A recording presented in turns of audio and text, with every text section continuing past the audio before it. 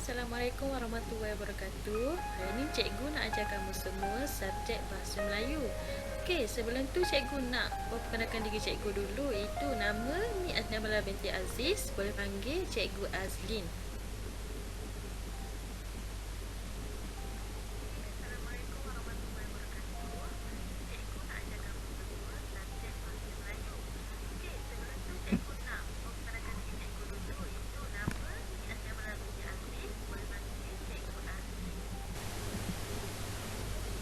Sebelum cikgu meneruskan pengajaran cikgu pada hari ini, kita pergi kepada objektif pembelajaran. Pada akhir pembelajaran, murid dapat menyelaikan jenis-jenis ayat majmuk pancangan yang terdapat dalam bahasa Melayu. Seterusnya, murid juga dapat membacakan jenis ayat majmuk pancangan yang terdapat dalam bahasa Melayu. Okey, sebelum kita pergi kepada fokus topik kita pada hari ini, kita akan imbas kembali apa yang cikgu pernah ajar kamu semua, iaitu 3 jenis ayat majmuk, iaitu ayat majmuk gabungan, ayat majmuk campuran, dan yang kita nak belajar pada hari ini ialah ayat majmuk pancangan.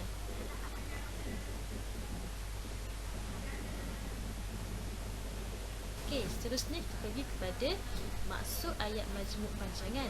Okey, maksud ayat majmuk pancangan ialah ayat yang mengandungi satu ayat induk dan satu atau beberapa ayat kecil lain yang dipancangkan ke dalam ayat induk dengan menggunakan kata hubung pancangan.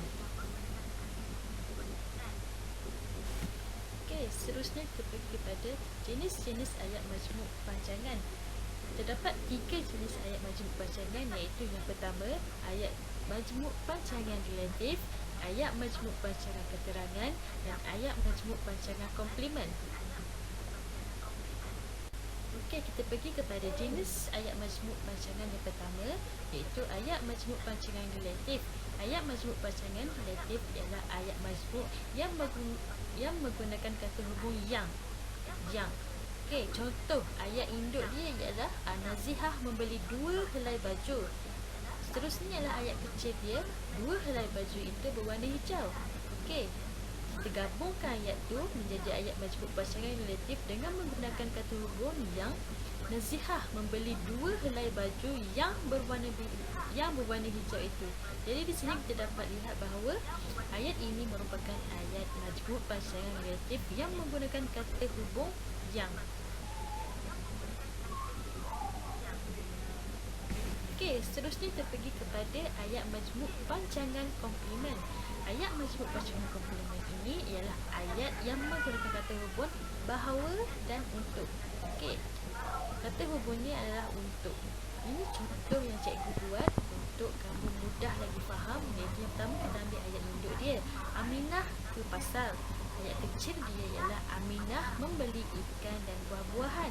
Okey, di sini kita nampak ada 2 ayat tunggal di sini. Okey, kita gabungkan ayat ini dengan menggunakan kata hubung untuk. Aminah ke pasar untuk membeli ikan dan buah-buahan. Okey, di sini kita dapat lihat bahawa kata hubung untuk merujuk kepada ayat majmuk pancangan komplement. Okey, seterusnya cikgu nak terangkan jenis yang ketiga dalam ayat majmuk pancangan, iaitu ayat majmuk pancangan keterangan. Terdapat 9 jenis kata hubung yang merujuk kepada ayat majmuk pancangan keterangan.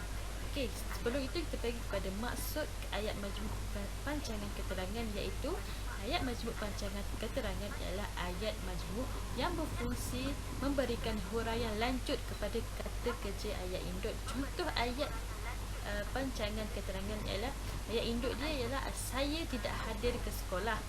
Ayat kecil dia saya kurang sihat. Di sini kita dapat lihat terdapat 2 ayat yang berbeza.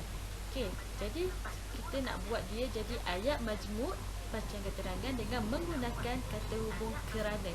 Okey, saya tidak hadir ke sekolah kerana saya kurang sihat. Okey, ini merupakan salah satu kata hubung yang merujuk kepada ayat majmuk pancangan keterangan. Okey, seterusnya cikgu akan jelaskan kepada kamu semua tentang jenis-jenis ayat majmuk pancangan keterangan. Yang pertama iaitu keterangan sebab. Kata hubung yang digunakan menunjukkan keterangan sebab ini ialah kerana, lantaran, oleh sebab dan sebab. Okey, cikgu bagi kepada kamu semua contoh ayat yang menunjukkan keterangan sebab ini ialah saya tidak dapat hadir ke sekolah kerana saya kurang sihat. Okey, kerana di situ menunjukkan kata hubung bagi keterangan sebab. Okey, jenis yang seterusnya ialah keterangan syarat. Kata hubungnya ialah jikalau, kalau, sekiranya anda kata. Contoh ayat yang cikgu boleh bagi kat kamu semua ialah Ali akan ikut rombongan itu kalau ayahnya membenarkannya. Seterusnya kita pergi kepada keterangan waktu. Keterangan waktu, kata hubung yang menunjukkan keterangan waktu ialah sejak, semenjak, setelah dan sewaktu. Okey, contoh ayatnya ialah polis segera tiba setelah mendapat maklumat tentang mencuri itu. Okey, seterusnya kita pergi kepada keterangan pada tangan. Kata hubung yang menunjukkan keterangan pada tangan ini ialah walaupun, meskipun, biarpun, namun. Okey, contoh ayat yang cikgu boleh bagi kat kamu semua ialah meskipun hari sudah lewat, pemuda itu masih meneruskan perjalanannya. Okey, seterusnya ialah keterangan harapan. Kata hubung yang digunakan ialah walaupun, meskipun, namun. Contoh ayat ialah kita mesti bertolak ansur agar semua pihak berpuas hati.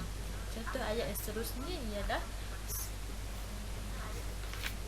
cuba bertanya pada orang itu kalau dia mengetahuinya. Okey, seterusnya kita pergi kepada keterangan cara. Kata hubung yang menunjukkan keterangan cara ialah dengan.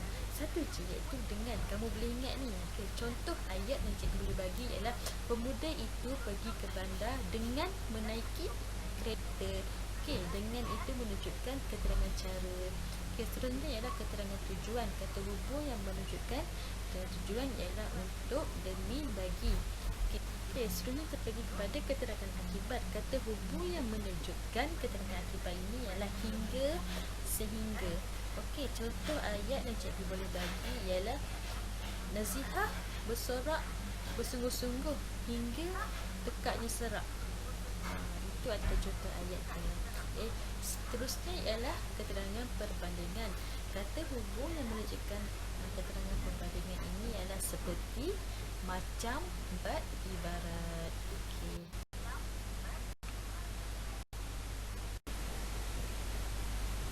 Terdapat 9 jenis ayat majmuk keterangan iaitu sebab, syarat, waktu, pertentangan, harapan, cara, perbandingan, tujuan dan akibat. Betul tak cikgu? Terdapat 3 jenis ayat majmuk pancangan iaitu relatif, komplement dan keterangan. Yang pertama, saya memilih ayat relatif iaitu emak menggosok baju yang dijahit oleh Lina. Seterusnya ayat komplement iaitu penduduk kampung itu menyedari bahawa nasib mereka terancam. Seterusnya iaitu ayat keterangan mereka tidak dibenarkan masuk ke Dewan Peperiksaan sebab mereka datang lambat. Okey, seterusnya cikgu dah terangkan kepada kamu semua 3 jenis ayat majmuk pancangan iaitu ayat majmuk pancangan relatif, ayat majmuk pancangan komplement, ayat majmuk pancangan keterangan. Okey, cikgu nak kamu semua buat satu tugasan ni. Senang je tau, senang je. Okey, kamu kena jawab soalan ini dalam masa 5 minit saja, iaitu kamu baca apa yang cikgu tulis tu.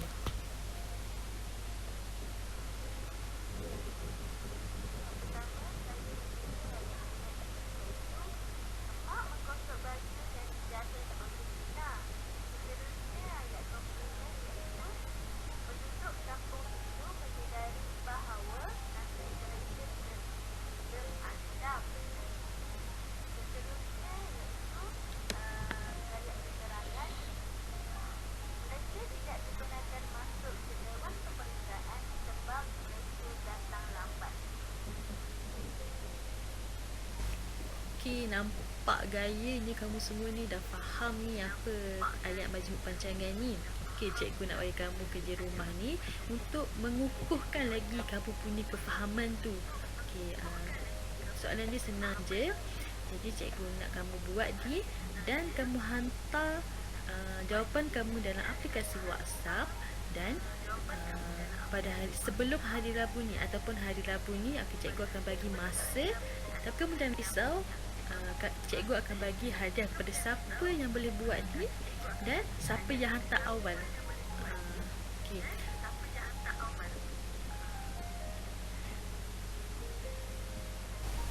Okey. Kita dah nak habis belajar dah ni. Okey, cikgu akan bagi rumusan pembelajaran kita pada hari ni ialah terdapat 3 jenis ayat majmuk panjangan yang cikgu dah ajar tadi. Juga murid juga dapat menyenaraikan 9 jenis majmuk panjangan terangan melalui soalan yang cikgu dah bagi tadi. Murid juga dapat membezahkan jenis ayat majmuk panjangan yang terdapat dalam bahasa Melayu melalui latihan yang telah diberikan. Terima kasih kerana dengar apa yang cikgu ajar dan fokus apa yang cikgu ajar. Kita akan jumpa lagi pada hari Rabu ini. Terima kasih semua. Assalamualaikum.